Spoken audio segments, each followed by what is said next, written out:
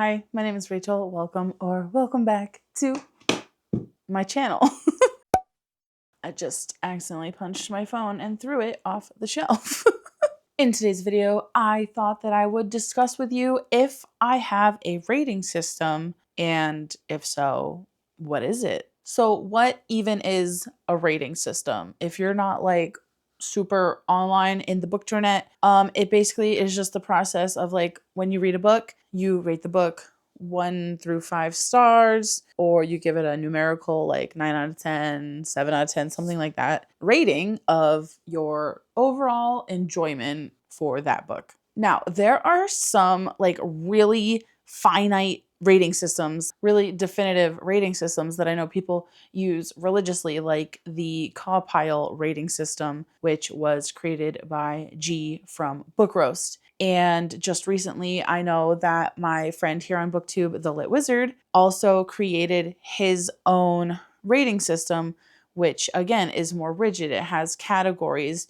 You kind of like assign a value to each category, and then the spreadsheet calculates the average for you. Same with Caw Pile, and it's supposed to help guide you in the rating process. I will link Book Roast and The Lit Wizard down below. Make sure you check out their channels. They're both amazing creators, and I think they both have their rating system videos up there somewhere. So if you are interested in a more rigid rating system that I think they both share like a link so you can make your own copy to, go check out their channels. Now, admittedly, there was a time in my life, like way before I made my BookTube channel, when I was using G's Caw Pile system, I think for like 2 or 3 years even. And it was definitely really helpful at first because a lot of the times I would finish a book and be completely torn on how to rate it and like not trusting my own instincts, I guess. So I would use those like categories. I believe Caw Pile stands for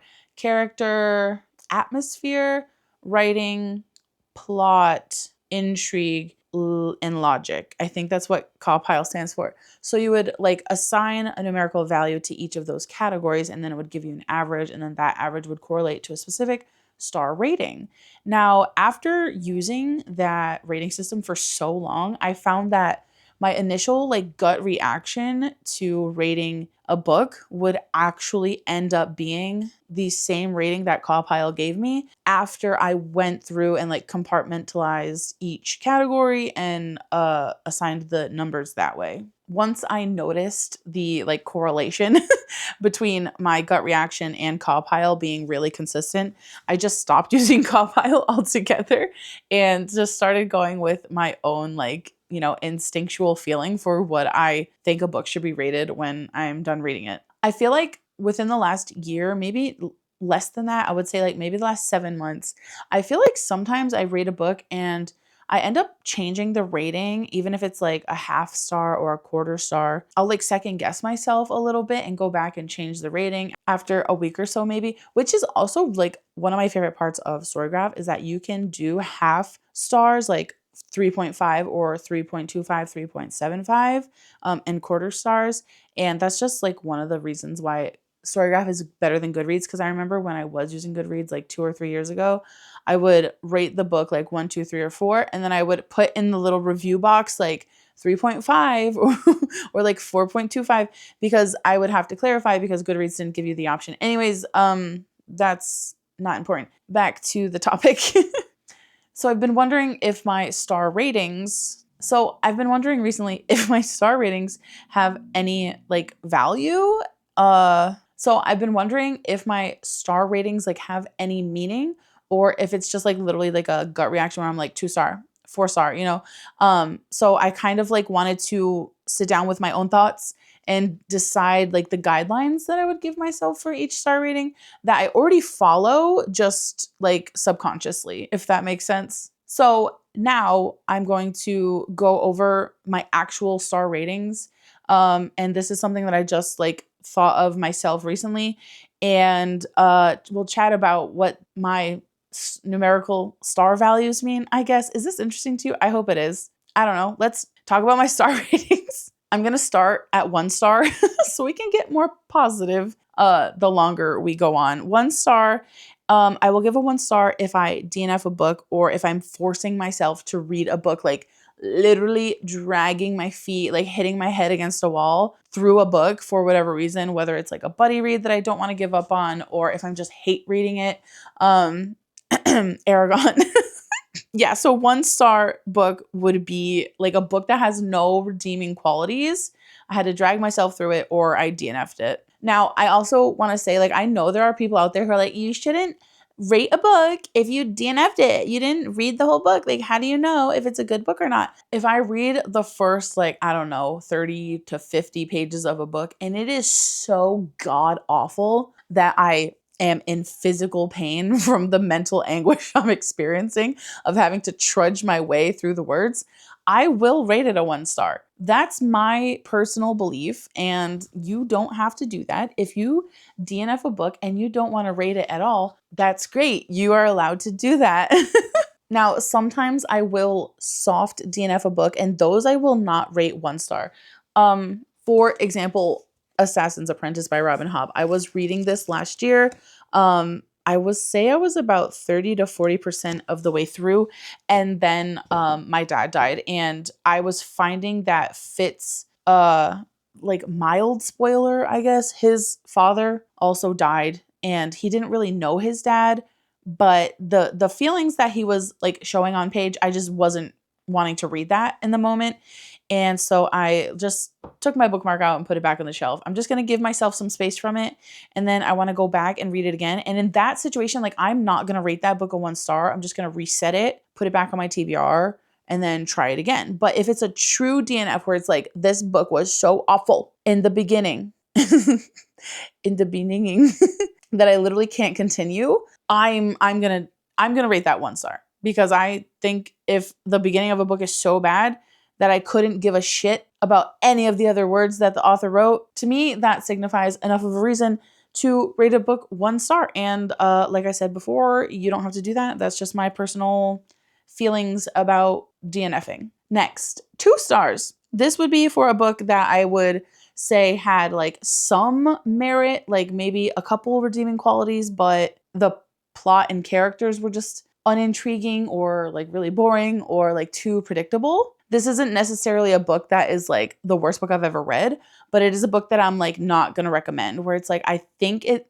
like wasn't great. The next rating is 3 stars. A lot of people want to get on the internet and be like, "Oh my god, a book is 3 stars. That means you hated it." No, that's not the case. I even saw a video of somebody who, I'm not going to name names, but I'm just going to say I saw a reel on Instagram of somebody who said that if you are reading an indie published book, you should only ever rate it 4 stars or 5 stars. And if you didn't rate it 4 stars or 5 stars, you need to just lie and rate it 4 stars or 5 stars anyways to help out the indie author so their rating isn't bad and other readers will pick up the book. And I just really think that's icky and also objectively incorrect, because I don't think a 3-star rating is a bad book. For me, a 3-star book is a book that I enjoyed, but maybe I didn't feel connected to the characters. Maybe I didn't like see myself in any of the characters, or maybe I just felt like the plot was a little predictable but still enjoyable. A 3-star book is a book that I would still recommend depending on like, you know, someone's buzzwords. I can't think of a 3-star book off the top of my head, but say if I have a friend who's like, oh, I really love books where there's like a, you know, surprise pregnancy trope and I don't know, some other trope, whatever, right? And I read a book where a surprise pregnancy trope pops up and I don't love that trope. So even though the book was pretty good, I give it 3 stars because the surprise pregnancy trope is just not for me. So that would hinder my enjoyment. But like if I knew somebody liked that, I'd be like, hey, like this book has a trope you like I think you should read it. A 3-star book is not a bad book. I do think a 3-star book can be a book that I enjoyed. I have enjoyed books that I've rated 3 or 3.25 stars. I would say anywhere between 3 and like 3.5 will lump into the 3-star area. But yeah, I don't think it's a bad book. I just think it might be a book that you're not like obsessed with. You're not in love with it. It's not like your new personality. It can still be a good book. You might not want to ever reread it, but that doesn't mean you hated it. A 3-star rating for a book, I think is fair. If you didn't super hate it and you didn't super love it, right in the middle is still a good rating. And I'm going to rate books 3 stars when I want to, even if it's an indie published book. To that person who made that reel, you can fuck off. A 4-star book is a book that I would say I loved. If I read a book and gave it 4 stars or a 4.25 stars, I would talk about that book and be like, oh my God, I loved this book. I gave it 4 stars. And I think that a 4-star is a book you love, but maybe there's just like 1 or 2 things that didn't tip it over the edge for you to that 5-star rating. So like say if, maybe there was like one thing in the plot that took too long, or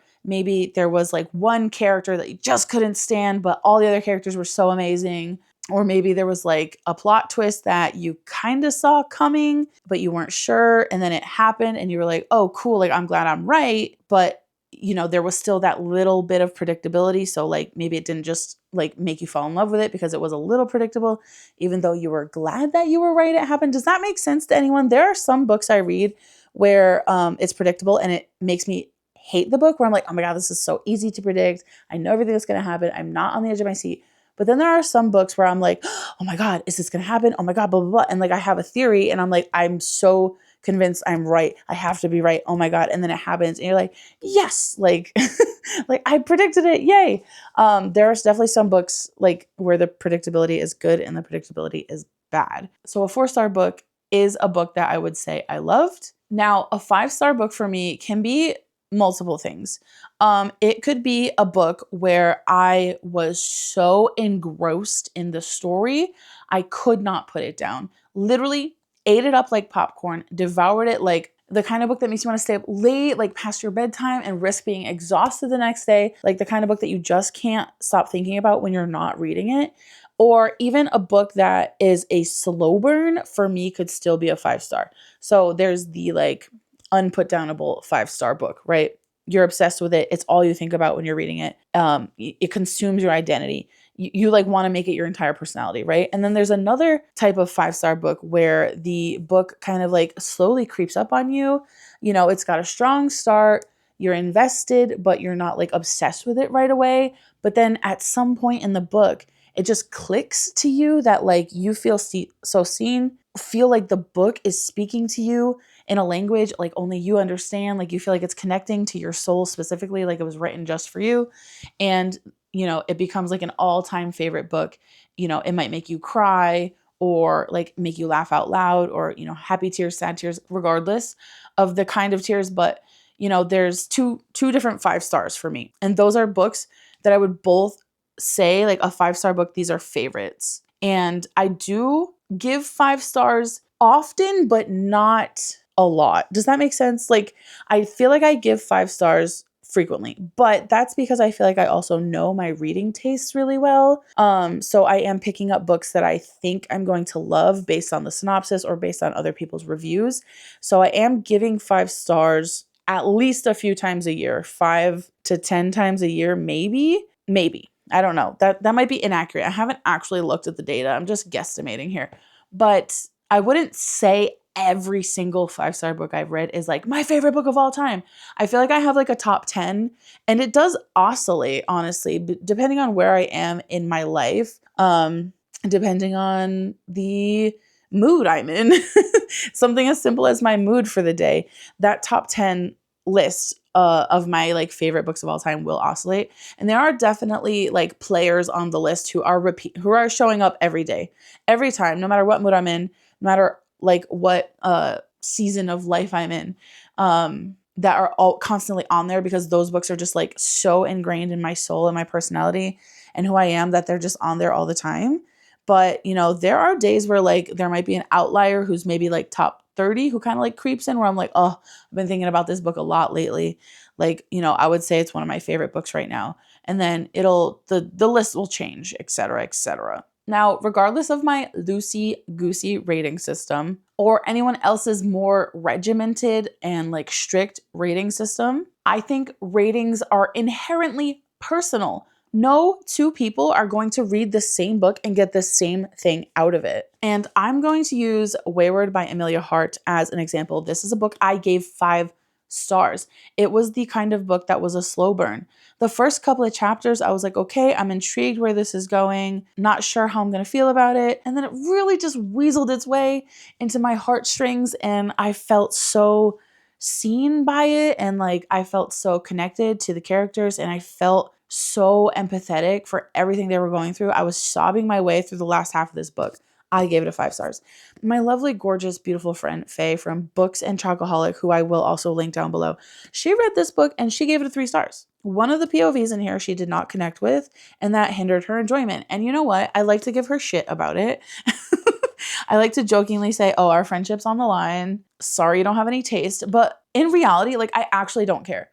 Like I said before, I still think 3 stars is a good rating. And the way that she talks about it, she doesn't put it down necessarily, but she does just be honest with her qualms over it. That one POV in general, how she felt disconnected from it, et cetera, et cetera. And so that's just to prove my point that 2 people who are friends, like, we're really good friends and we have a lot of things in common. But even though we have like music tastes in common, or there's a lot of books that we like that are similar, we can still read a book, the same book, and both of us as different people, as different human beings with different feelings and different thoughts and different emotions, can read the same book and take away 2 entirely different experiences from it. So rating systems are so personal, and my rating system is not going to be the same as anyone else's rating system.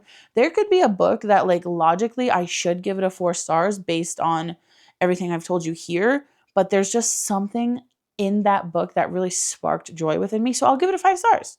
Or there could be a book that, like, everyone thinks I'm going to give it a 5 stars, and I read it and I'm like, I feel like I should give it a 5 stars, but for some reason I just feel a little disconnected, so I give it a 4 stars.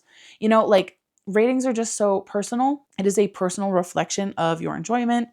And yeah, no one can take that away from you. So if you want to rate a book 3 stars that you say is a good book, and then someone tells you, oh, you must not have liked it if you rated it 3 stars, fuck that person. They can shut up. You don't have to take their shit, because ratings are personal. I would also like to point out that when I talk about books online and I rate them, my ratings are personal to me, but my reviews and ratings are for other readers. They are for readers on the internet to decide if a book sounds good to them. Like I said, there are books that I've rated 3 stars that other people have loved. I could talk about a book that I thought was 3 stars and problems I had with it, but maybe the way that I talked about those problems really appealed to somebody else, and then they go and read it and they love it. Ratings posted online are for other readers to decide if they want to read a book. I have read books based off of 1-star reviews. I can't think of which book it is specifically right now, but there was a book that I saw a 1-star review, and they said something like, this main character is so fucking dumb, blah, blah, blah. And they like listed something that she did, and I was like, I actually think that's kind of funny. And then I read the book, and I think I gave it like a 4 star, you know? So just to say, like, don't feel bad about rating a book negatively. I know a lot of people try to like be lenient, and they're like, oh, I feel bad for the author. The author shouldn't be looking at what people are rating it online. Once the author writes a book and puts it out there on the internet, they know people are going to rate it. They know that their book is not for everyone. You don't have to coddle them like they're adults for the most part. Christopher Paolini, I mean, he's an adult now, but if I had read that book when he was a child, I still would have told him it sucked. Anyways, that's just to say, don't feel bad for not liking a book. Don't feel bad for rating it honestly. I think that it's important to rate books honestly, and a book that you think is trash could be someone else's treasure, or a book that you are obsessed with and love, someone could read it and hate it. And you know what? You're just going to have to suck it up and get over it, because that's fine, because everybody's different. That's the beauty of the juxtaposition of humanity. You know, it's what makes us human, is that we're all different internally. We have different thoughts and different feelings, and we just experience things differently. So don't let people bully you about rating books poorly. And yeah, I would love to know if you rate your books with your heart or your head. So are you more loosey-goosey like me, where you just kind of finish a book, sit with it for a moment, think about like the journey you went on, and then rate it however you're feeling? Or do you use a system like Compile? Or are you more like rigid in your assessment? And do you rate your books like based on numerical calculations? I would love to know. So please tell me down in the comments. And if you've made it this far in the video, please leave me a shit ton of star emojis down in the comments. The sparkly one, the regular star, the one that's like a shooting star, just whatever star you want, whatever star is your favorite. Leave me your favorite star emoji down in the comments, and I will see you in the next one. Bye!